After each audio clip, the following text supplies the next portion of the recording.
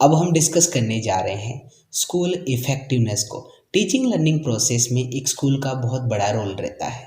TP none ने कहा है कि किसी भी नेशन के जो स्कूल होते हैं वो उसके बॉडी पार्ट्स की तरह है, जिनसे उस नेशन को स्ट्रेंथ मिलती रहती है। स्कूल जो होते हैं एक नेशन की हिस्टरी कंटिन्यूटी को मेंटेन करने में, उसके पोस्ट अचीवमेंट को सिक्योर करने में और फ्यूचर की गारंटी अवेलेबल करवाने में महत्वपूर्ण रोल अदा करते हैं। स्कूल इफेक्टिवनेस का मतलब है टीचर्स, टीचिंग और नॉन टीचिंग स्टाफ की सक्सेसफुल फंक्शनिंग। मतलब एक स्कूल के अंतर्गत टीचर्स के साथ साथ नॉन टीचिंग स्टाफ और टीचिंग प्रोसेस को किस प्रकार से कंडक्ट किया जाता है, वही स्कूल इफेक्टिवनेस के अंतर्गत आता है। जैसा कि एजुकेशनल साइकोलॉजी की बदौलत अब चाइल्ड के प्रति जो स्कूल का व्यू पॉइंट है वो पूरे तरीके से चेंज हो चुका है। अब स्कूल का उद्देश्य है स्टूडेंट्स का ऑल राउंड डेवलपमेंट करना, इसीलिए जो भी एक्सपीरियंसेस होते हैं वो चिल्ड्रन को अवेलेबल करवाए जाते हैं। एजुकेशनल साइकोलॉजी की मदद से टीचिंग लर्निंग प्रोसेस को ईजी बनाने में स्कूल का महत्वपूर्ण रोल रहता है। किसी भी स्टूडेंट्स का जो स्कूल अचीवमेंट है वो उनके सेल्फ कॉन्सेप्ट, उनकी इंटेलिजेंस, इंटरेस्ट, मोटिवेशन, एप्टीट्यूड पर डिपेंड करता है। स्कूल अचीवमेंट कभी भी बॉडीली स्ट्रक्चर, कास्ट और सेक्स पर बेस्ड नहीं होता है। यहाँ पर हम ये जान लेते हैं कि सेल्फ कॉन्सेप्ट क्या होता है।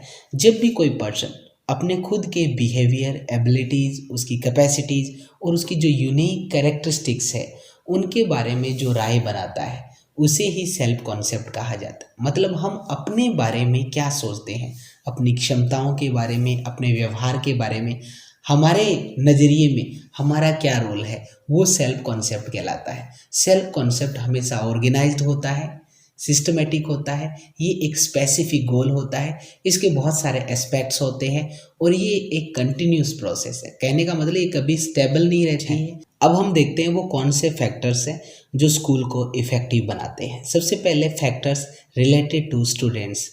जैसे कि किसी भी स्कूल का मेन पर्पज होता है स्टूडेंट्स का ऑल राउंड डेवलपमेंट। एक स्कूल की इफेक्टिवनेस इस बात पर निर्धारित करती है कि स्टूडेंट्स में सेल्फ डिसिप्लिन कैसा है, उनका लेवल कैसा है, किस प्रकार से वो एडजस्टेड है।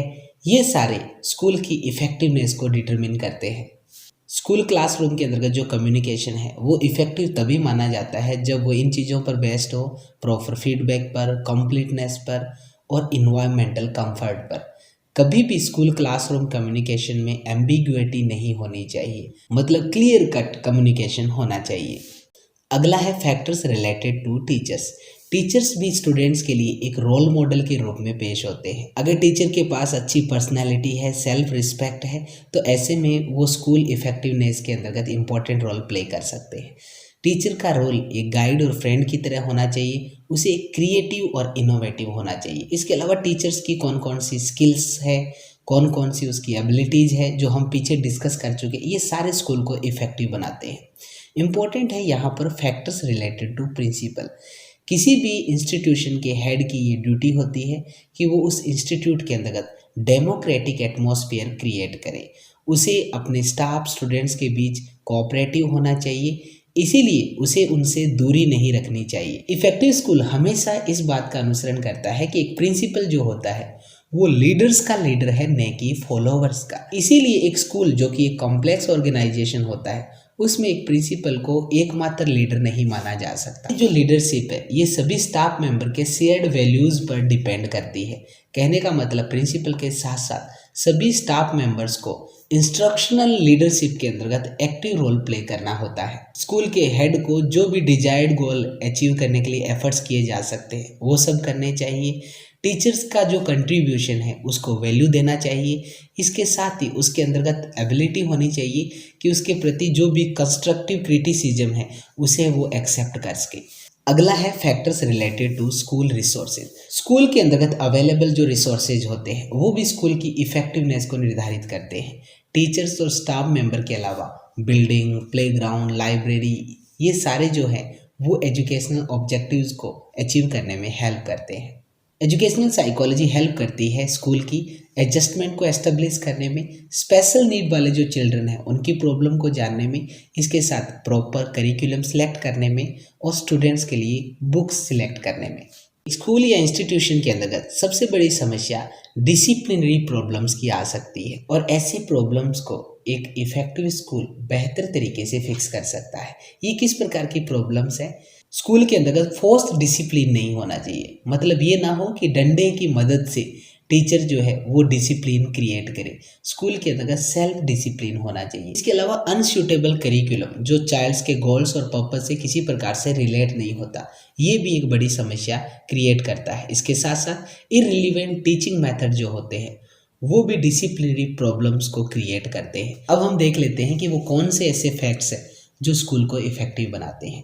एक इफेक्टिव स्कूल के हमेशा से फोकस्ड और क्लियरली स्टेटेड मिशन होते हैं। इफेक्टिव स्कूल को हमेशा लर्निंग के लिए पॉजिटिव, पर्पजफुल, सेफ और ऑर्डरली इन्वायरमेंट क्रिएट करना होता है। एक इफेक्टिव स्कूल हमेशा लर्निंग की सक्सेस एक्सपेक्ट करता है, न कि टीचर, स्टूडेंट्स और पेरेंट्स से इंस्ट्रक्शन को। एक इफेक्टिव स्कूल के द्वारा टाइम को अच्छे तरीके से मैनेज किया जाता है ताकि उस टाइम के दौरान इंस्ट्रक्शन को अवेलेबल करवाया जा सके। एक इफेक्टिव स्कूल टाइम का निर्धारण इस प्रकार से करता है कि पूरे पाठ्यक्रम को अच्छे तरीके से कवर किया जा सके। इसके अलावा स्कूल की इफेक्टिवनेस इस बात पर भी निर्भर करती है कि होम और स्कूल के रिलेशंस कैसे हैं। कहने का मतलब टीचर्स और पेरेंट्स के बीच के रिलेशन जो है वो भी स्कूल को इफेक्टिव बनाते हैं। अब हम देख लेते हैं स्कूल ऑर्गेनाइजेशन क्या होता है।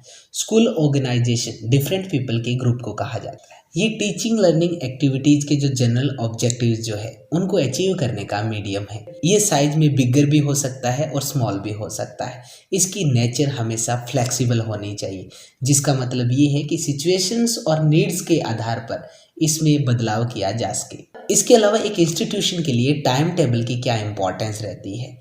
एक इंस्टीट्यूशन को इफेक्टिवली फंक्शन करने में टाइम टेबल की बहुत बड़ी भूमिका रहती है। इसके साथ डिसिप्लिन को मेंटेन करने में, इसके अलावा स्टाफ और स्टूडेंट्स के बीच पंक्चुअलिटी डेवलप करने में टाइम टेबल की भूमिका रहती है। इसके साथ ही इंडिविजुअल वर्क की रिस्पॉन्सिबिलिटी डेवलप करने में टाइम टेबल की बहुत बड़ी भूमिका रहती है। तो इस प्रकार से ये था स्कूल इफेक्टिवनेस। तो इस प्रकार से ये हुई यूनिट फर्स्ट कंप्लीट। तो फिलहाल इस वॉल्यूम में इतना ही, मिलते हैं सेकेंड यूनिट के साथ। तब तक के लिए दीजिए इजाज़त। शब्बा खैर।